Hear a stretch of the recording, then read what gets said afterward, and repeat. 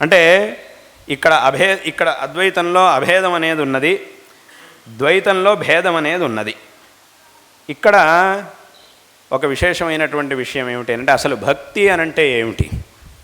ఆ భగవంతుడి విషయంలో నిరతిశయమైనటువంటి ప్రేమ, నిరతిశయమైనటువంటి ప్రీతి, దీన్నే భక్తి అని అంటారు. అంటే ఏ విధమైనటువంటి కారణములు లేకుండా అహేతుకమైనటువంటి ప్రీతి అనేది ఏదైతే ఉంటుందో అదే భక్తి అని అంటే. ఇటువంటి అహేతుకమైనటువంటి ప్రీతి ద్వైతంలో కంటే అద్వైతంలో మాత్రమే ఇంకా బాగా చెప్పడానికి సాధ్యమవుతుంది. ఎందుకు, ఎలాగా అనంటే ఇక్కడ మనం తెలుసుకోవాల్సినటువంటి విషయం ఏమిటంటే ఈ లోకంలో ప్రతి ఒక్క మనిషి ఎవరినైతే ప్రేమిస్తాడో, అంటే ఎవరి మీద విశేషమైనటువంటి ప్రేమని కలిగి ఉంటాడో ఒక మనిషి, వాళ్ళు సుఖంగా ఉండాలి అని కోరుకుంటూ ఉంటాడు. ఇది లోకంలో మనిషికి సహజంగా ఉండేటట్టు. తన తల్లిదండ్రుల్ని చక్కగా బాగా ప్రేమిస్తాడు కొడుకు, పిల్లలు. తల్లిదండ్రుల మీద విశేషమైనటువంటి ప్రేమ ఉంటుంది పిల్లలకి. కాబట్టి మా తల్లిదండ్రులు సుఖంగా ఉండాలి అని కోరుకుంటారు. అథవా అన్నదమ్ముల మీద ప్రేమ ఉంటుంది, వాళ్ళు సుఖంగా ఉండాలి. పిల్లల మీద ప్రేమ ఉంటుంది, వాళ్ళు సుఖంగా ఉండాలి. అథవా స్నేహితులు, వీళ్ళందరి మీద ప్రేమ ఉంటుంది, వాళ్ళు సుఖంగా ఉండాలి. ఇలా ప్రతి ఒక్క మనిషి ఎవరి మీదైతే విశేషమైనటువంటి ప్రేమని ఆదరాన్ని కలిగి ఉంటాడో మనస్సులో, వాళ్ళు సుఖంగా ఆనందంగా ఉండాలి అని కోరుకుంటూ ఉంటాడు. ఇది మనిషికి ఉన్నటువంటి స్వభావం.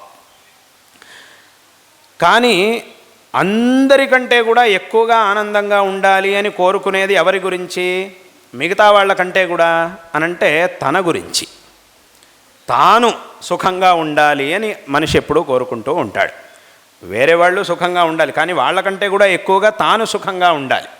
ముందు తాను సుఖంగా ఆనందంగా ఉండాలి అని మనిషి కోరుకుంటూ ఉంటాడు. వేరే వాళ్ళ సుఖాన్ని ఎందుకు కోరుకుంటున్నాడు అనంటే అక్కడ కూడా కారణం ఏమిటి అనంటే కేవలం వాళ్ళ సుఖం మాత్రమే కాదు, వాళ్ళు సుఖంగా ఉంటేనే వీడు సుఖంగా ఉండగలుగుతాడు. వాళ్ళకేమైనా ఇబ్బంది వచ్చింది అనంటే వీడు ఆనందంగా ఉండలే, అంటే వీడి యొక్క ఆనందాన్ని కోల్పోవాల్సి వస్తుంది.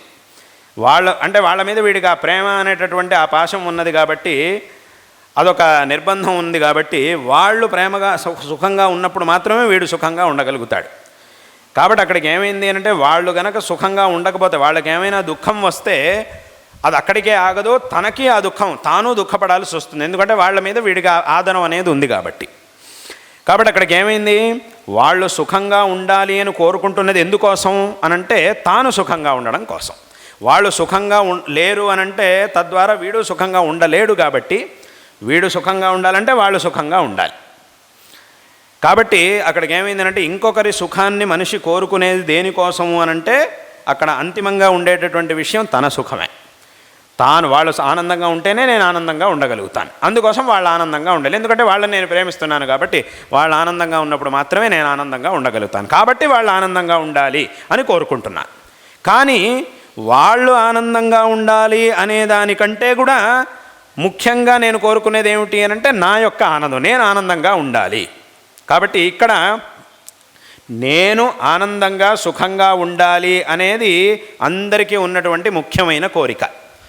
కానీ నేను సుఖంగా ఆనందంగా ఉండడం దేనివల్ల సాధ్యమవుతుందో అదంతా కూడా జరగాలి అని ఆ తర్వాత మనం అనుకుంటాం. మొట్టమొదట మనం అనుకునేది ఏమిటి? ప్రతి మనిషి, ఏ మనిషి అయినా మొట్టమొదట అనుకునేది ఏమిటి అంటే నేను సుఖంగా ఉండాలనే మొట్టమొదట అనుకునేది.